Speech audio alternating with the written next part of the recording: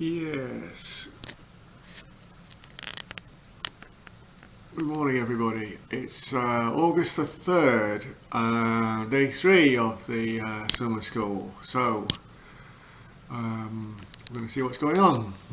Wednesday, I just carried on, just finding a little practice room and just going through my scales and trying to bring my chops up. Because it's kind of, I sort of realised, how much I haven't been practicing. I've been I feel I've been getting through, perhaps used just by bravado, just maybe, just playing fancy licks or just playing my favourite pieces of songs, rather than actually just like sitting down and working on weakness, personal weaknesses, whether that be with technique or theory or whatever. For the morning workshop on Wednesday, we were looking at Another Star by Stevie Wonder. Great song. It's like got this sort of like an Afro-Cuban rhythm pattern to it, and I mean, how enviable to be somebody like Stevie Wonder, where you can just churn out the classic after classic, and but in this session I actually had a chance to get up and play. And of course I was starting to make friends with some more of the guitarists, which was great. There's actually a young lad there called Fergus as well.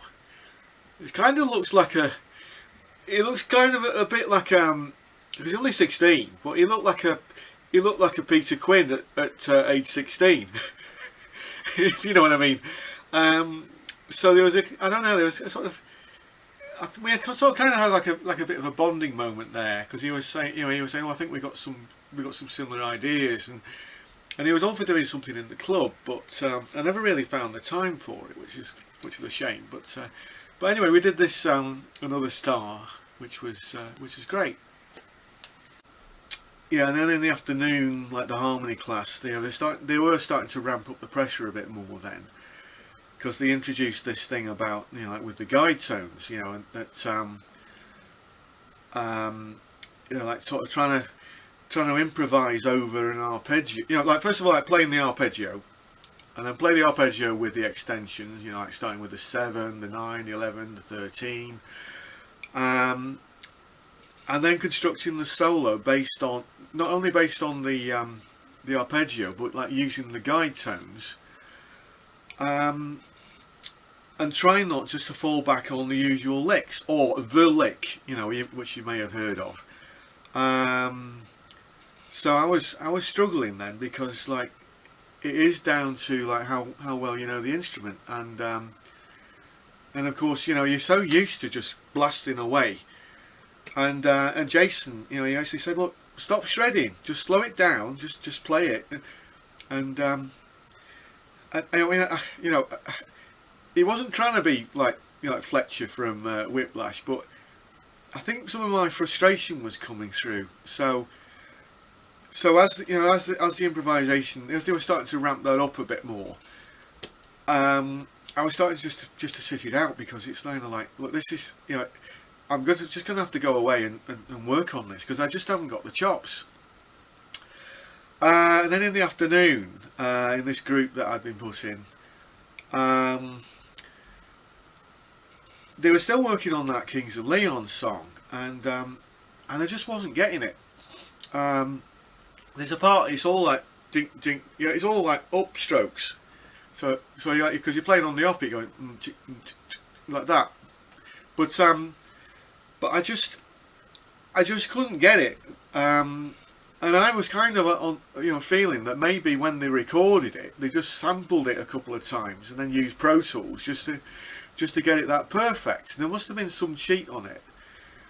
So I got to the point where I just said, look, I can't do this, and I think I'm just gonna have to leave.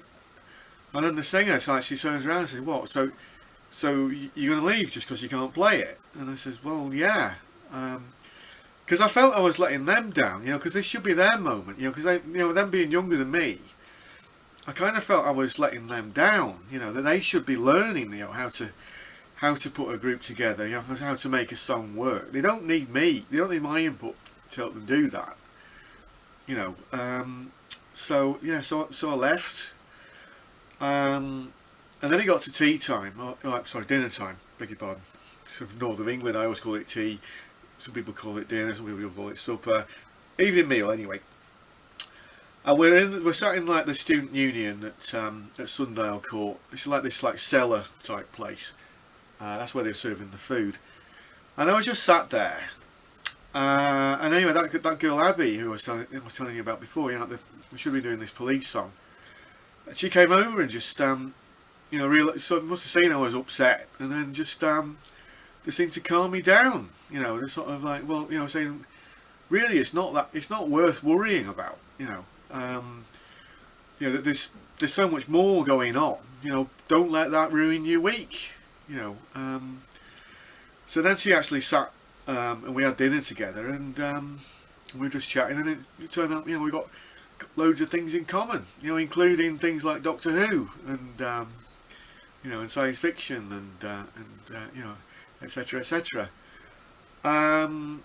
So then of course there was the evening concert.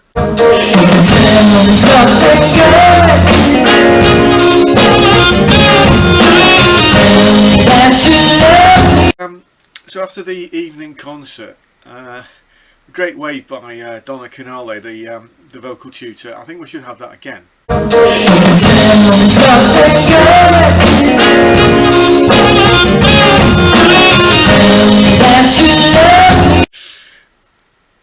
Right. So yeah. So in the club in the evening, I think I got my days mixed up. I mean, I was saying like in part 2 how I did my Latin version of Tornado of Souls, and I thought I did that on the Tuesday, but actually I think I did that on the Wednesday. That would explain it, because like it was the rock tutors were doing their concert on the Wednesday, so that would make a lot of sense. And then I must have done an original piece on the Tuesday. But anyway, so when I did this Tornado of Soul,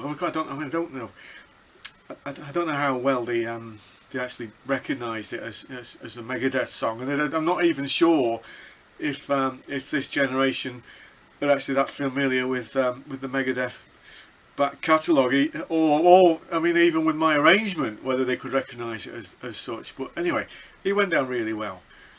But I was determined after you know, what had happened in the afternoon, that I was just going to get up and perform. And this was an eye opener. I mean, like, for two things really. These two things. First of all, I mean, I started to notice that if I've got a problem on my mind, I'll go over and over and over and analyse it and come at this angle from it and that angle from it, and rather than just like, well, let's just put that aside for the moment and concentrate on something else which I'm actually good at. So the fact I was actually, you know, I actually got some cheers in the you know, in the club for my little part, for what it was. That, you know, I seem to have overlooked that somehow. And the other thing was actually the lack of sort of playing or rehearsing with other musicians. I think that's actually been taking its toll. I always think you become a better musician when you're actually playing in a group with like at least one other person. And it's not quite the same when you're recording a backing track for yourself. You know, I mean, that's great, but to actually, you know, have somebody else in the room with you, you know, where like, say you make a mistake or they make a mistake and you have to stop, or you change the arrangement, or like there's a surprise in what somebody plays, or somebody, you know, like you write a piece of music and then they lap it up and then they make it their own, and then they add something to it which you hadn't seen, you know, lots of things like that. Likewise with playing with a real drummer, you know, rather than a drum machine or like a computer program drums or whatever, or even just like a metronome.